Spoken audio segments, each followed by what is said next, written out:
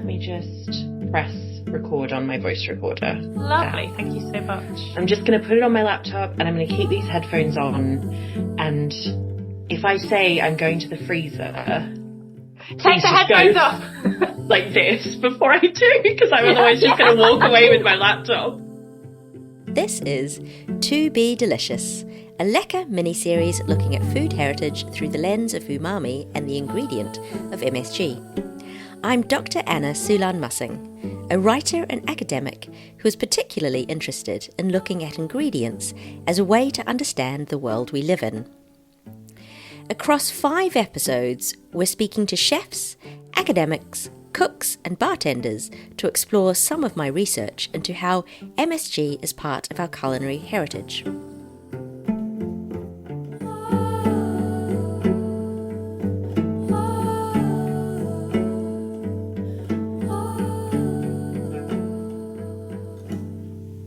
Each episode is self-contained, but the series will make more sense if you start from episode 1 and listen in order. So if you haven't done that already, go back and listen. In this episode, we dive into umami's connection to nostalgia and how it ties to our craving for comfort. Nostalgia is, of course, a very tricky concept. It is a longing for home, but it isn't always something that is comforting. Not everyone's memories of home are comforting. And sometimes nostalgia can be dangerous, as it paints a picture of a time that never really existed. In this episode, we wanted to speak to people who have moved from their home countries and understand what food they seek to remind them or to anchor them in their heritage. What happens when food, or even language, travels? We're cooking with novelist and cookbook writer Kate Young, and speaking with a number of other people who have made the UK their home. Part of the story of migration, and what foods we bring along with us, is a story about the everyday, umami-rich dishes that make us feel at home wherever we are. Along with people moving, food moves too. It is thought that, with the expansion of the Roman Empire across Europe and into Britain, the foods of the Roman nation came with it. One of those things was garum. I have read that Britain had the flavour of umami in their food, but lost it with the end of the Romans in Britain. I don't agree with that. I think there has been umami in British food for a very long time, and now with migrant communities, we have even more. Before we get started in the landscape of today's food culture, I did want to quickly understand what garum is. You might be familiar with this word, as it has come back into vogue recently, as is often the way with specific ingredients tied to time and place. There's now even a high-end Italian restaurant in West London called garum. So to kick off this episode, I wanted to delve into this ancient food that travelled to Britain. And who better than Dr. Johnny Drain to explain a few things.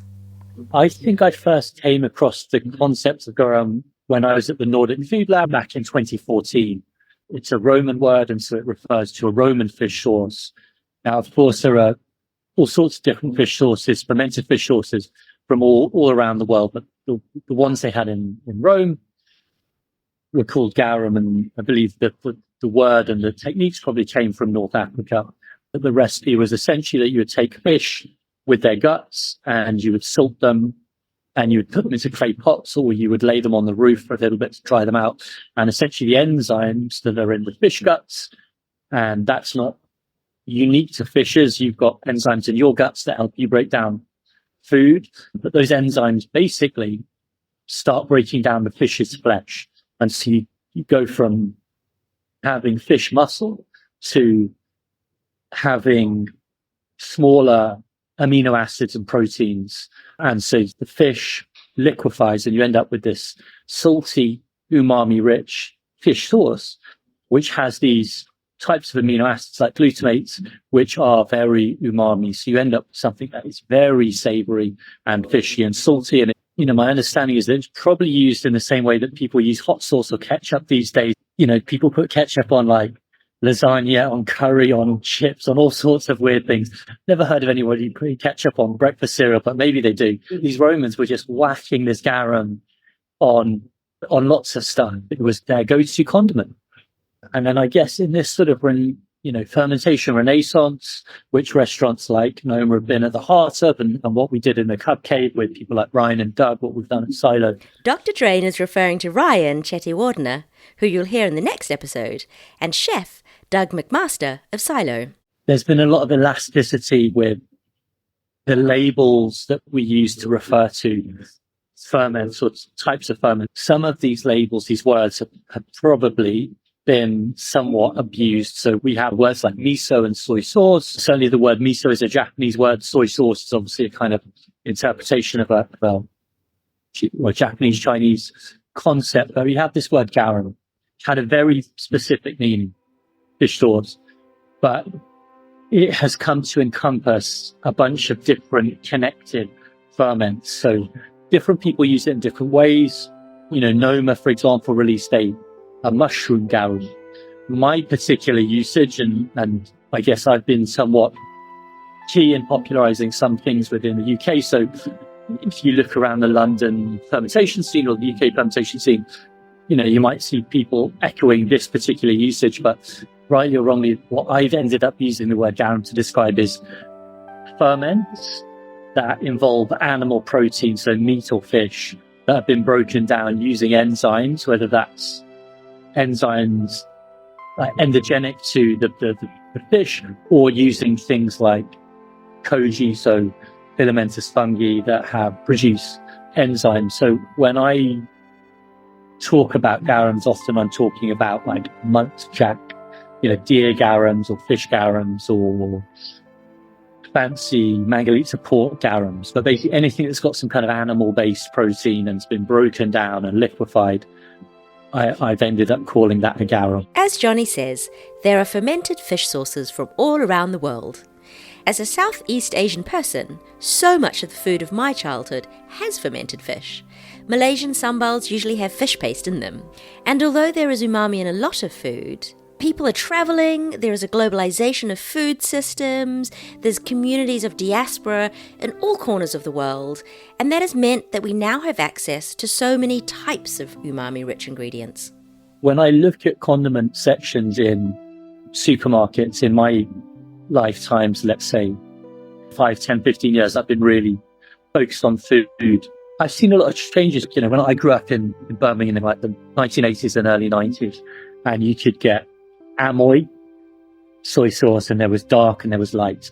And my understanding of what soy sauce was like, that's what soy sauce is. There's 2 types and it tastes like this. And then I remember someone gave me some not particularly fancy soy sauce, but it was from Japan and it was in a carton. So definitely not fancy. And I tasted it and it like blew my mind. I was like, what the heck is this? Suddenly my conception of the universe of soy sauces and what they could be instantaneously expanded.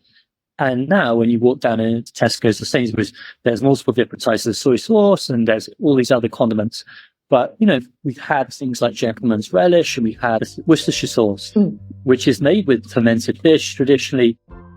It's such an easy hack to make things taste better. You can be a bad cook, and if you have access to, ketchup, your vinegar and your soy sauce and your garum, any combination of those things, and you see, them being the fundamentals of lots of dipping sauces and dressings and stock from in lots of different cuisines in the world. If you just glug those into whatever you're making, or on the top some cheese on toast, whatever, it will taste better.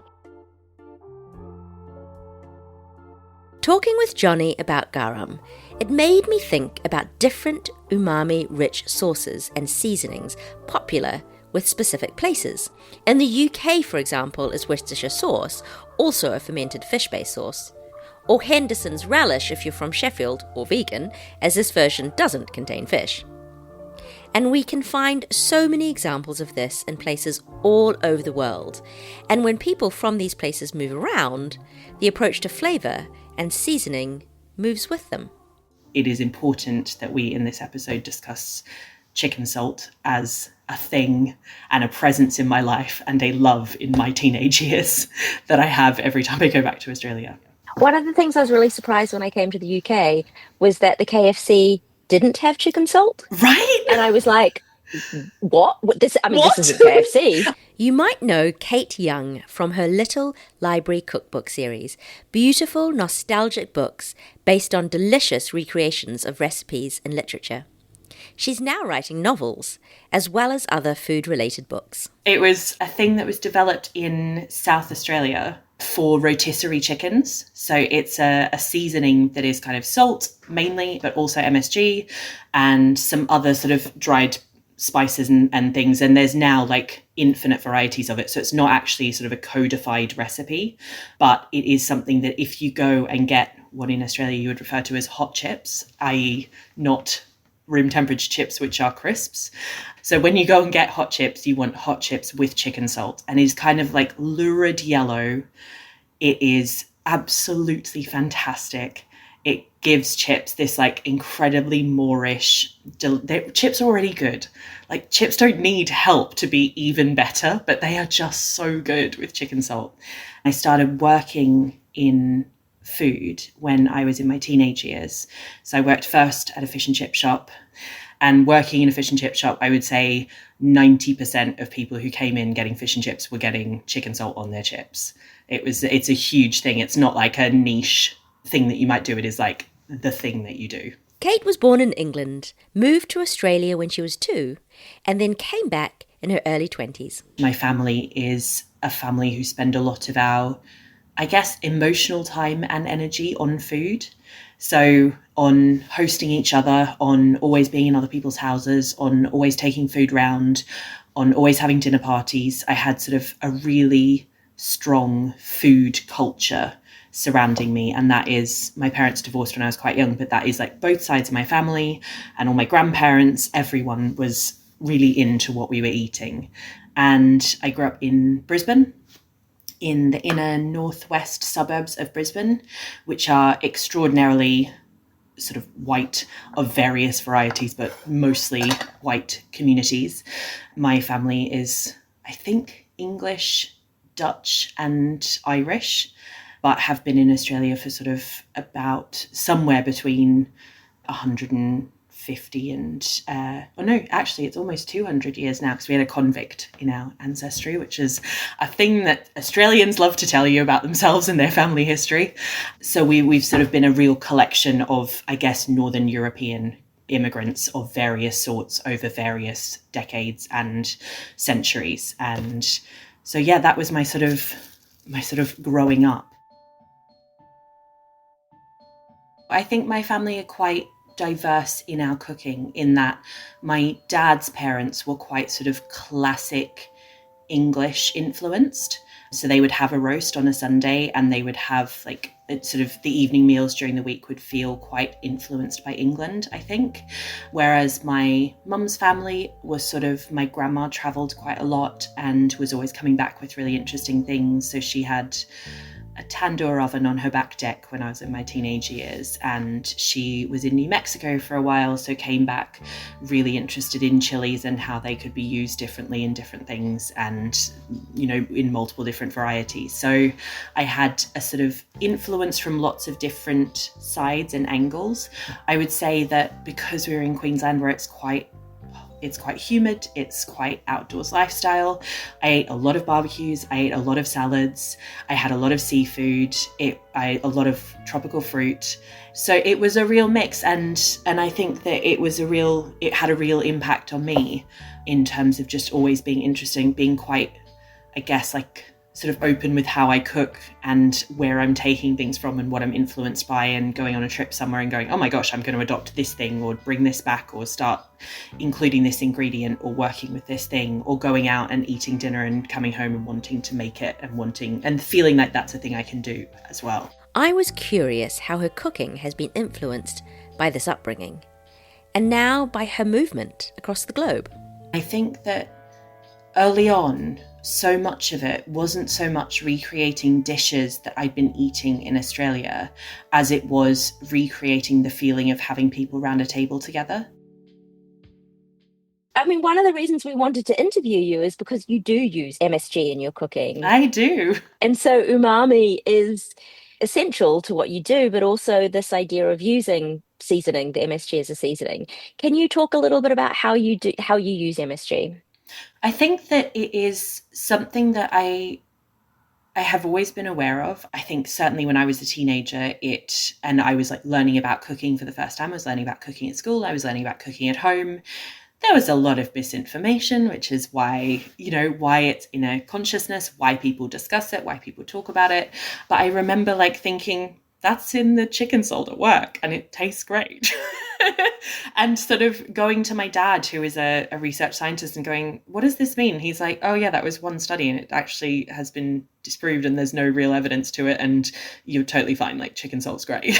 And it was a real sort of sense of, yeah, this is like a chemical compound that people can identify and sort of show you what it is. Like, there is no reason that this would be a thing that you can't eat or that is going to make you feel a different way to other foods. But what it does do is round out flavor fantastically, particularly umami flavor, savory flavor, that it just sort of, particularly, I think I really love it in dishes where you are browning meat. I think that's why it works so well in mince on toast. I think that the sort of Maillard reaction and the way that mince tastes when you don't like boil it in liquid, but you brown it first and get color on it and get that flavor. I think that MSG, the way that it works with that savory flavor is so good. And it just makes everything sort of like more complete, more whole. It's, really, I think sort of makes the dish feel like a complete, fantastic, savory flavor. And this is savory mince. Like, that's the whole game. That's what it is kind of called in various places. And so it's always, to me, seemed really like, well, obviously you would have this savory flavor enhancer in savory mince because it's going to make it even better. So all my pans are heating up. I'm going to do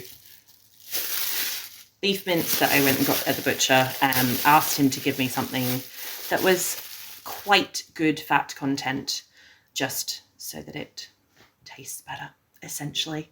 Every recipe that I've read says use lean beef mince, which I think is just Australian magazines giving you recipes for mince, like for mince on toast. I do not think my grandma used low-fat beef mince.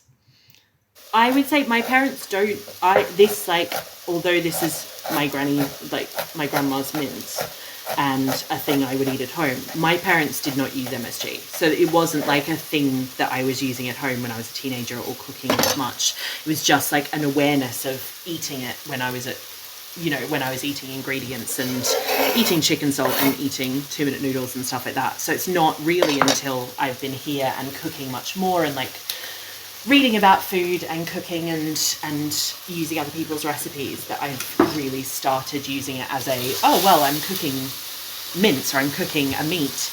It will be fantastic if I add some in. I love it. So what are you doing at the moment?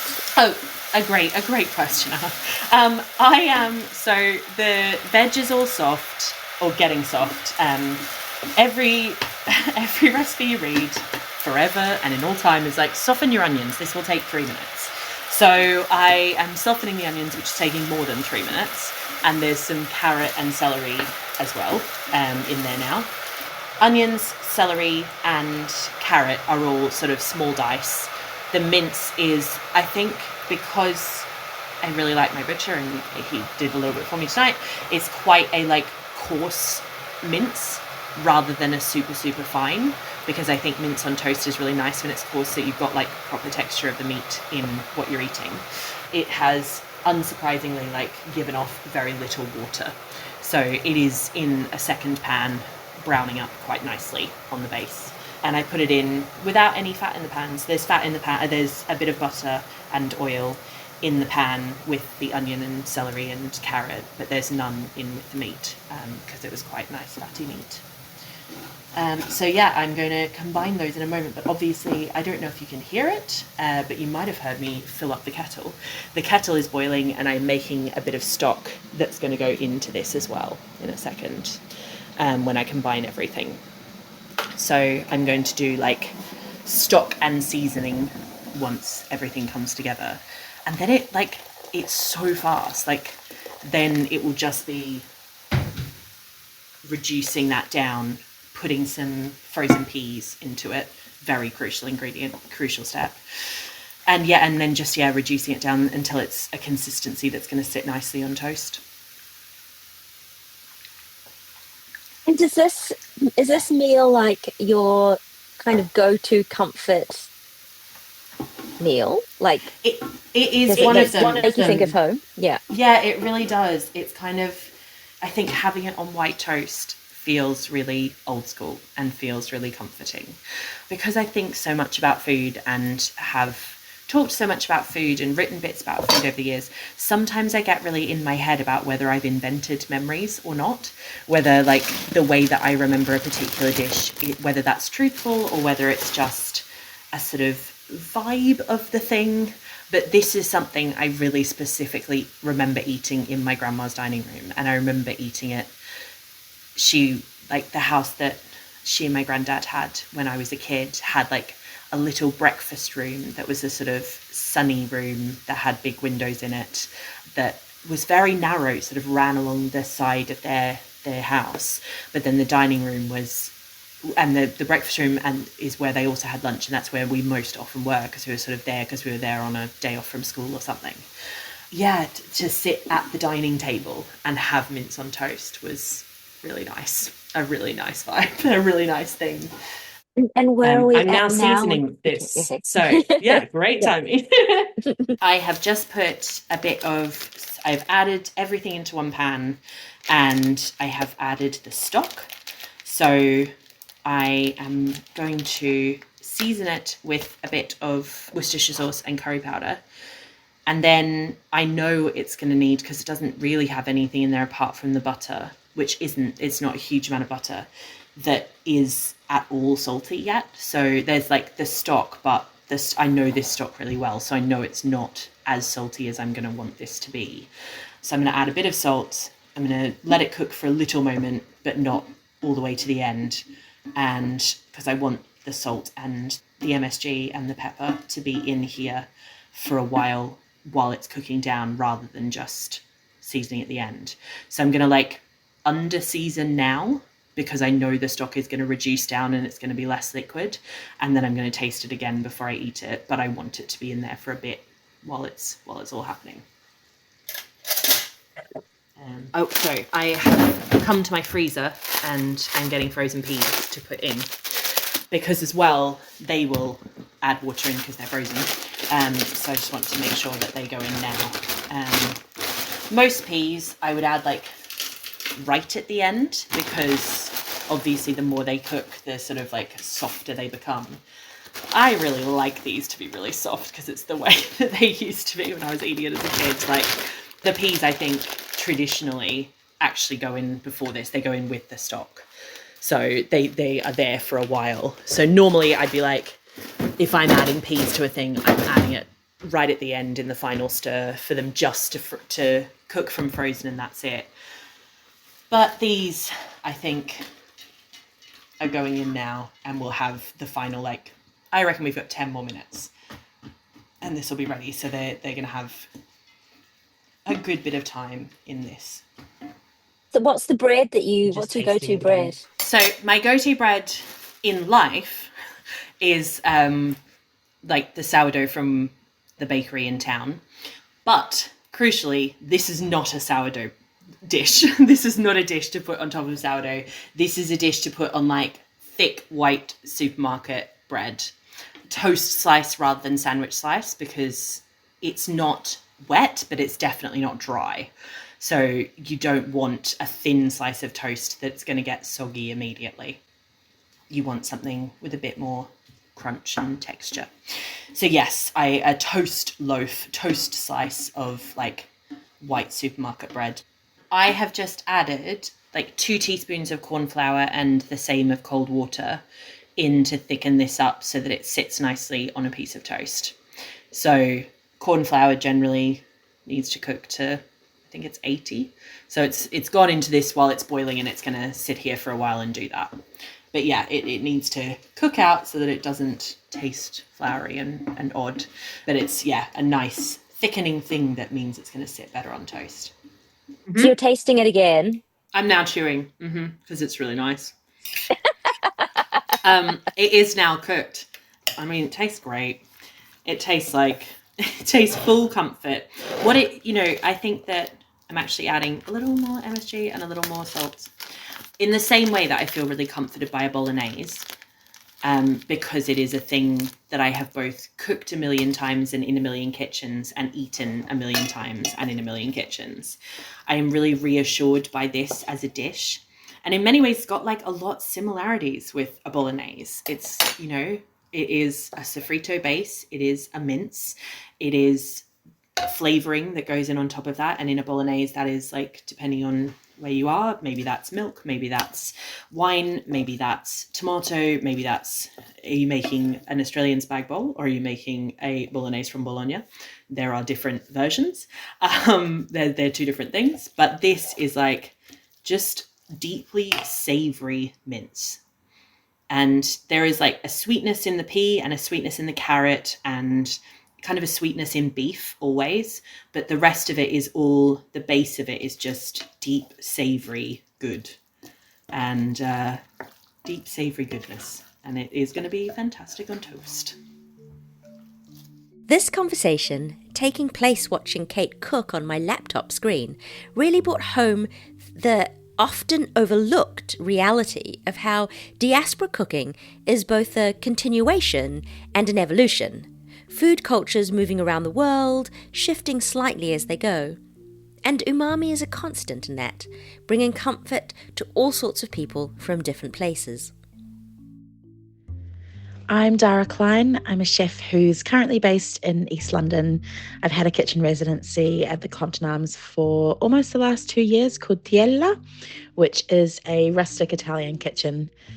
I've been cooking in London since the start of 2019. It's actually the only city I've been a chef in, so it's a big part of my life here. I grew up in New Zealand from the age of 6. My mother is Italian. She's from the Salento region in Puglia, way down in the south. And I was actually born and raised not far outside of Bologna. I was born in a very small village called Correggio and raised in San Giovanni in Persiceto, which is about 40 minutes northwest of Bologna. And my dad's from New Jersey, from the Oranges. I moved to New Zealand just before turning 7, lived there until I was about 18, and then moved to university in Australia. I moved around a bit after graduating from uni. I moved to Sydney for a wee while and then over to New York to be closer to my dad's family. There is something very familiar in Dara's story. Not only the Aotearoa New Zealand connection, but this idea of encompassing multiple cultural references and heritages. And the complexity of that. Migrants and diaspora people are often balancing a number of different identities. And food can be a wonderful way to see all those influences. I guess the strongest sense of cultural identity I feel, I've always felt very connected to my Italian side and to my mother's side. In New Zealand, my family owned a trattoria, a very small Italian restaurant that was very intricately linked to our family's existence. And my mother, she's a real Southern Italian. She's got a very strong sense of personal cultural identity. So I think that's really shaped how I felt growing up in New Zealand. It was interesting. I always pined for Italy, and I held quite a complex feeling with New Zealand because I feel really grateful to have grown up here, and I'll always be a home. However, it's mainly when I'm in Italy that I feel this really resounding sense of home and peace. There are certain just emotive washes that come over me that make me feel really, really Italian. However, the American side of my family, I've never really felt super connected to, even though I've grown up really, really close to my father's parents. Their background is Ashkenazi Jewish. My mum being a chef, my dad ran the restaurant with her, so we didn't really eat anything that was sort of Ashkenazi or American in a sense. But I can't deny that growing up between those three places has shaped me into someone who I feel is quite comfortable no matter where they are. My parents, especially my dad, who's always been a traveler at heart, he left America when he was about 19 and moved all over the world. He raised me with this sense that you can find home, in several places around the world if you have the important people and things around you. I would say as a flavor profile, it's probably one of my favorites, just for my own personal palate. I love to eat really umami-rich foods. I think that there are definitely ingredients that you can include which really impart that sort of flavor. You buy really big blocks of Parmigiano, really nice sort of 18-month aged Parmigiano. You break it down into chunks for service, and then all of the rinds that are kept, I use them anytime when I'm making a stock. That doesn't have to be vegan, or if I'm making like bean-based stews or, bean-based broths, we use the Parmesan rinds in the cooking of our ragu as well. I think vegetables have a lot to do with umami. And when you apply lengthy cooking times to a nice combination of, the classic sofrito vegetables, it's amazing what a sofrito can do over the course of a really slow cook time if you're caramelizing it tenderly. We also use all the scraps of our salumi as well. We buy Sardinian salumi, but each one is cured with a different herb or curing process. And, at the end of the salumi, it's hard to slice for the plate. We just accumulate them all each week and use them in our ragu as well. My mum actually used to cook a lot with seaweed as well. So that's something I haven't used so much at Tiella, but I do a lot in my own personal cooking at home.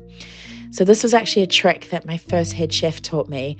We'd make these really reduced umami bombs, he would call them, which would be like a broth that we put together with roasted tomatoes. There'd be mushroom in there. You'd add seaweed, parmesan scraps, all sorts of vegetables and reduce it really, really almost like to a demi-glace point where it's really thick and kind of unctuous. And then you can use it as a tiny scrap into a dish.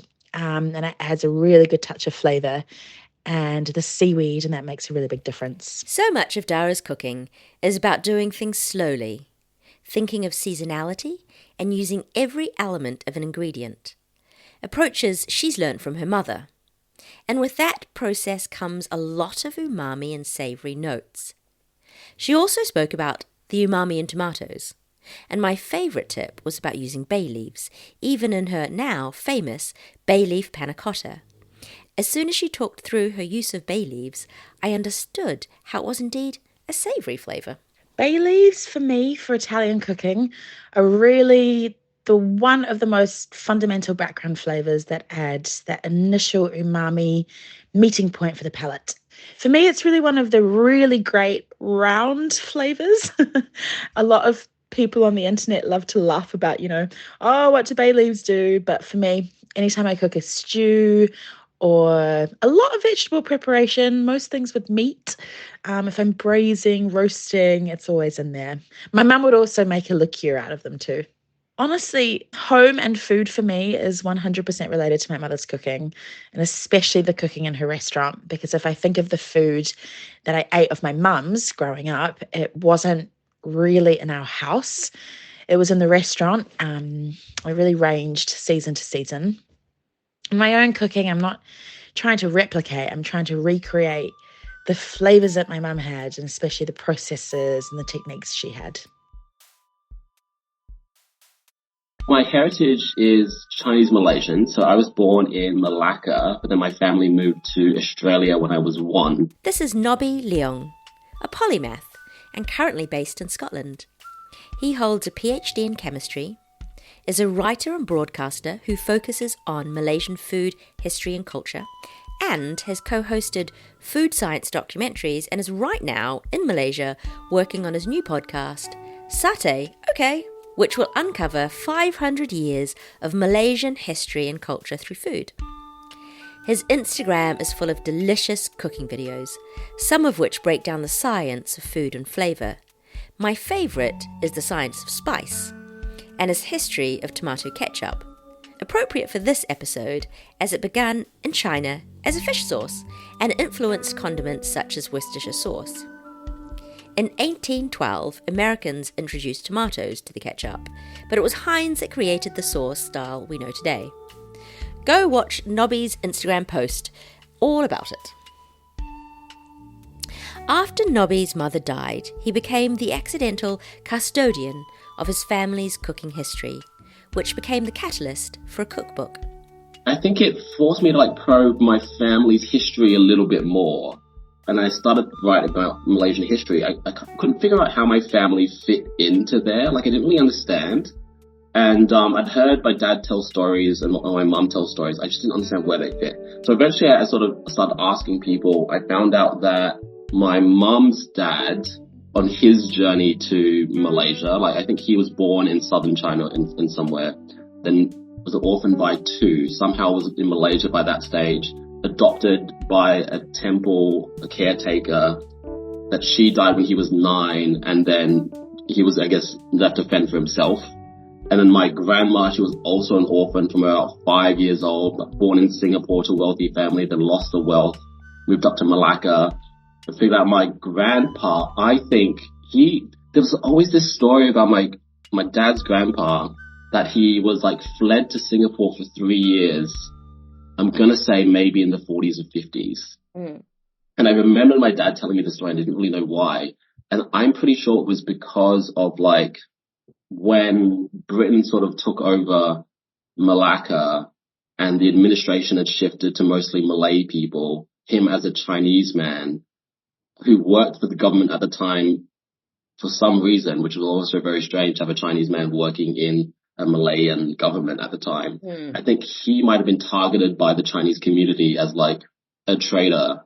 And I think he had to flee to Singapore because he fled for his life, because he started working for the British Army in Singapore, helping them translate. And I'm also starting to piece together like why my mum behaved the way that she did around food. You kind of have to cook. Like the more complex food you cook, the better of a wife you are. And so that sort of explains a lot of the food that she brought to the table and why her perceptions of other people's food, of like, she would talk about people making like a roast dinner. She thought this was the easiest thing that you could possibly make because all you had to do was just put it in the oven. Because her, And I remember when my grandma would come visit us in Australia, my mum would be so excited to show her like, this is Hainanese chicken paste in a jar. All you have to do is pour a spoonful of this paste into rice and you've made chicken rice. And they were so excited by this concept because they no longer had to like do all that intense mortar and pestle pounding that they were forced to do before. They could just sidestep all of that and just make it work. And so I think I started to realize more and more what it would have been like for my mum to kind of cook in the foreign country, try and keep the heritage intact, because, you know, food was the only way that we could really practice our culture and the only way that she could pass down that culture to us, because we didn't have, you know, I don't speak any of the various languages she does besides English.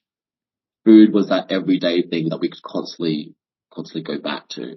So I started to realize just how difficult that must have been for her, how much knowledge she brought over, then how much she had to kind of adapt to what was available to her in Australia, because obviously the ingredients were not there.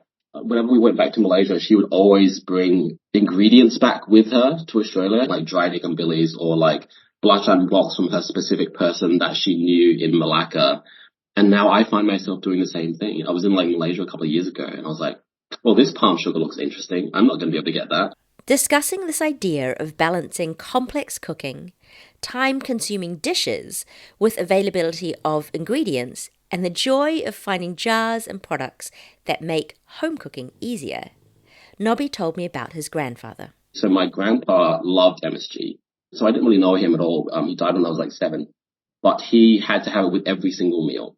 Every single meal had to be MSG included. So that was interesting. So then I started thinking, okay, if that was the case, he never cooked. My grandma always cooked, or my mum always cooked. So those two people must have been very good at understanding MSG and adding it and knowing how to season with MSG.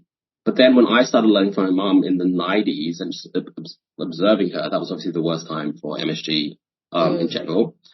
So she stopped cooking with any MSG. So I never grew up with MSG in the household. So it made me realize that I've kind of like lost generational knowledge on how to season with MSG because of this, the issue around the 90s. So, you know, because I learned how to like passively cook through her. Like if she was seasoning a dish with salt, she would always add a certain amount based on the volume of dish, right? You know. Yeah. So that's how I learned to season salt in my thing. But now I don't know how to do that same thing with MSG. And I'm also not sure when I should be using MSG. So obviously, like, you can't just replace all salt with MSG. It would be ridiculous if you put MSG in caramel, I think, to make a MSG caramel, like a salted caramel. No. Is it good? I was very pleased to tell Nobby that actually, Lucy and I had an amazing salted caramel flan with MSG by Macanese chef Anna da Costa. I'm very conflicted by this. Okay, I won't knock it till I try. The word umami is a Japanese word to describe the kind of the depthness or the thing that makes things tastier. This is chef Song-Soo Kim, who we heard in episode 2. This doesn't mean that by just using MSG things become flavorful. It's just that kind of thing that accentuates the already current umami that's in some of the dishes. There are dishes in the West that create very similar umami, things like anchovies or salted cod. You know, like Asia, there's a lot of use of soy and fish sauce that is direct, amino liquids that provide immediate umami to lots of dishes. When we think about this idea of umami and what it does, although we can recognise it in many foods in the West and throughout the world, it is also important to understand that the word and the concept in contemporary times comes from a Japanese heritage. It is a word that has travelled. And there isn't a simple truth or one idea of umami. I have to be mindful of how the word is used by native speakers in Japan. Tim Anderson, originally from Wisconsin and now based in the UK, is a chef and cookbook author. I asked Tim about the idea of translation and language and how he, not a native speaker of Japanese, navigates this concept.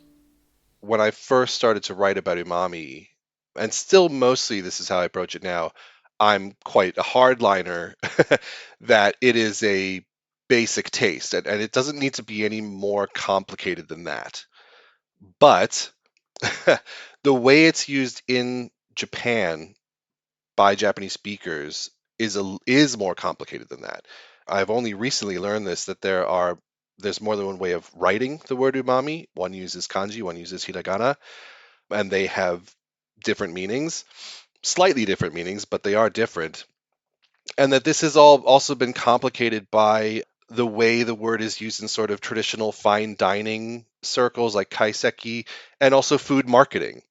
So I have my own perspective on umami, which is basically umami in translation, but there's a different way of understanding it, which does involve a lot of, I think, mythologizing in a way, and sort of aestheticization of umami that I am mindful of, and I'm more mindful of the more I realize, like, oh, there's actually more to this than just a basic taste. That's the sort of basic thing I want to get across, that this is in all of our delicious food, no matter where it comes from. This is why Japanese food is good at it. But yeah, I've been recently not rethinking what umami is, but rethinking sort of how to communicate about it. That's what I've always wanted to avoid, is this sort of mythologizing or sort of needlessly complicating or mysticism, mysticizing, I guess, of umami. I don't want, because there's a lot of that about Japanese food generally, and I would really like to avoid that. There was an article in the New Yorker that came out probably 9 years ago or something now that talked about what umami is, and they were talking about how Japanese chefs in Japan are using it and how they're talking about it, but then also how chefs in New York were talking about it at the time. And I think there was a restaurant called Umami Burger. I don't know if it's still there or what happened to it, but it's so, if you think of it in terms of it being a basic taste, it's so silly to have a company or a brand called that, because it would be like calling it Salty Burger or or having a donut shop called Sweet Donuts. Like, it doesn't actually tell you that much about the food, because all burgers are umami to varying degrees. So yeah, it has become this weirdly problematic word. I still prefer to keep it simple, even though I do have to acknowledge that, like, at least the word and the language of it is complicated, even if the sensation itself and the taste isn't that complicated. Tim has always used MSG in his cooking and his recipe writing. 9 books over a decade. It is interesting to hear the change of perspective of umami and, of course, MSG. Whenever I've done cooking demos, umami sort of comes up, and so does MSG. I used to sort of ask the audience, using a show of hands, who's heard of umami? 10 years ago, almost no hands would go up. Now, I'd say generally more than half of the hands in any given audience will. But the flip side of that is I used to ask, who here uses MSG in their cooking, and nobody put their hand up. And now still nobody really puts their hands up. So it hasn't got the same sort of mainstream recognition and acceptance that the actual umami sensation has.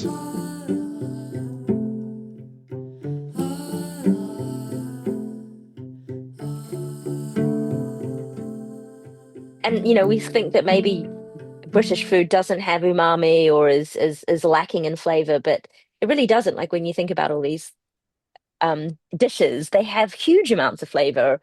Massively. And there's a huge amount of history and there's a depth of umami. Big time. And in I think English food gets a really weird global rap for being bland and nothing. And it's just not. There's a lot of really exciting, really good, really fantastically delicious cooking going on in this country. And a lot of it is influenced by the fact that it's a country that people come to and make a home in and bring their own cuisine to, and how exciting it is to eat in a country where you can cross a road and be eating sort of really fantastic dishes made by people who are coming from all across the world. I have not toasted yet. I've got the mince here. That is sitting there.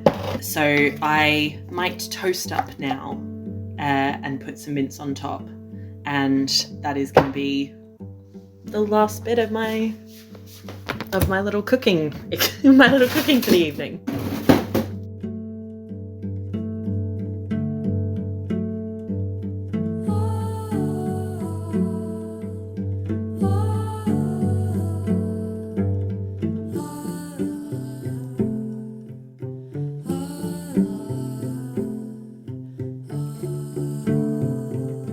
Next time on To Be Delicious. It's also the science is about the codifying of it and understanding what that is, but it's almost like, yeah, fine, but that's all, like the actual expression of it is way more important, and that's just existed. Like it's always great, and I obviously believe in the pursuit of science and the understanding of things, but it's where you get that intersection with the human side, the social side, the cultural element, that's where it becomes something really special.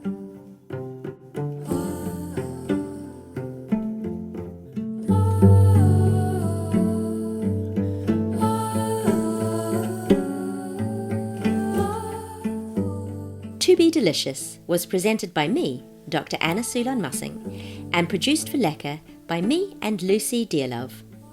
Our original theme music was composed by Midori Yeager. Our podcast artwork was by Natasha Pang Lee. This project was made possible by the support of the European Committee for Umami and Ajinomoto. Thank you very much for listening, and just a little note, we have been recording this on my sofa in the living room with a very sleepy Jonah making very loud snores, so hopefully you've enjoyed those too, adding to the nostalgia and comfort.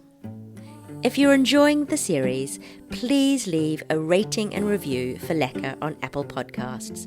It really helps new listeners find the podcast.